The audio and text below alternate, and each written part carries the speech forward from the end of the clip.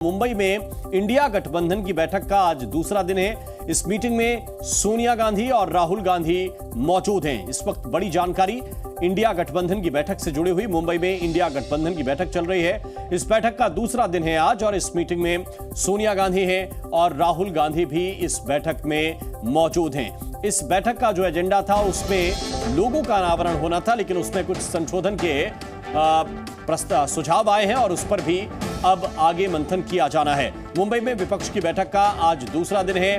विपक्ष की बैठक में क्या क्या तय होगा, शाम तक इस बात की जानकारी भी विपक्ष के नेता बताएंगे, लेकिन मुंबई में विपक्ष की बैठक का दूसरा दिन है। और राम गोपाल यादव इस वक्त क्या कह रहे हैं, उनकी बात सुनते हैं। वन नेशन वन इलेक्शंस की कमेटी का चेयरमैन भी बना दिया गया है और हो सकता है कि देश में एक चुनाव हो। देखिए, ये भी गलत है। पूर्व राष्ट्रपति को किसी पद पर नहीं किया जाना चाहिए। परंपरा ये है, किसी भी नहीं किया जाना। अगर किया है तो गलत किया है।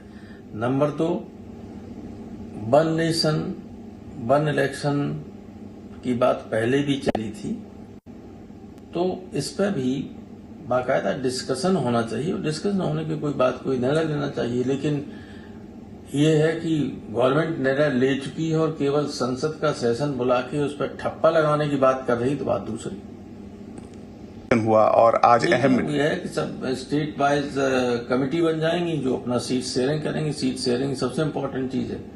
और एक नेशनल कोऑर्डिनेशन कमेटी होगी और कुछ मैनिफेस्टो के लिए केंद्र स्तर पर क्या होना चाहिए, राज्यों के लिए अलग अलग क्या होना चाहिए, वो सब बन जाएंगे। That is no problem. बहुत ठीक प्रगति हुई। कन्वीनर चुन लिया गया है। कन्वीनर अभी नहीं चुन लिए गए हैं, हो सकता है आज कुछ हो जाए इस पर फैसला। 24 में क्या ये इंडिया अलायंस भारी पड़ेगी? तो Ram Gopal Yadav one nation one election की बात कर रहे हैं कि अगर निर्णय ले ही चुकी है, ठप्पा लगना है तो अलग बात है। इस वक्त हमारे साथ अंजलि भी जुड़ी हुई है और रवि त्रिपाठी भी जुड़े हुए हैं। अंजलि, आपके पास आ रहे हैं क्योंकि एक तरफ इंडिया गठबंधन की बैठक भी चल रही है। आज का एजेंडा क्या है, क्योंकि खबर ये आई कि लोगों का अनावरण होना है, उसमें तो संशोधन के प्रस्ताव आ गए हैं, कुछ सुझाव आ गए हैं, लेकिन इसके इतर और क्या चर्चा का एजेंडा है?